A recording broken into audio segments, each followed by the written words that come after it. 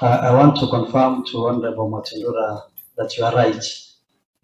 You are right in your own way, understanding order number 64, which talks about priority of a motion. And Honorable Speaker, if you allow me, I will read a motion for removal of the person. And this is what we are handling. A motion for removal of a person from office under this part shall take precedence over all other business order for that day.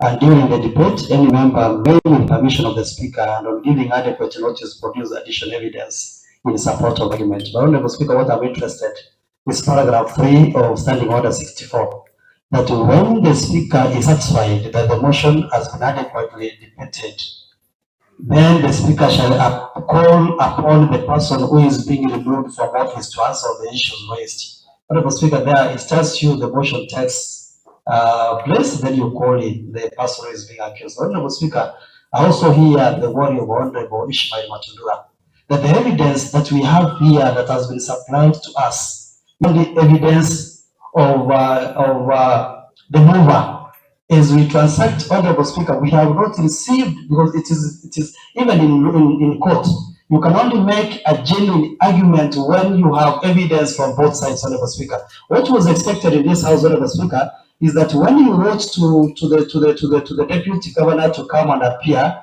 you will have asked him to supply this House already with a written response, so that that written response becomes part of this House for purposes of argument, Honorable Speaker. It is going to be very difficult for us only to rely on the document presented by Honorable Sucha to transact this business. I know that is the word of Honorable Ishmael Matundura. Thank you, Honorable Onderi.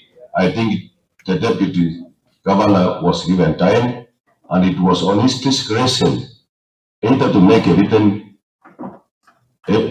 submission. It was on his discretion. And all I remember, as I started understanding order number 29, this was a resumption of the debate which was interrupted by that time. So, yes, Honorable Onderi.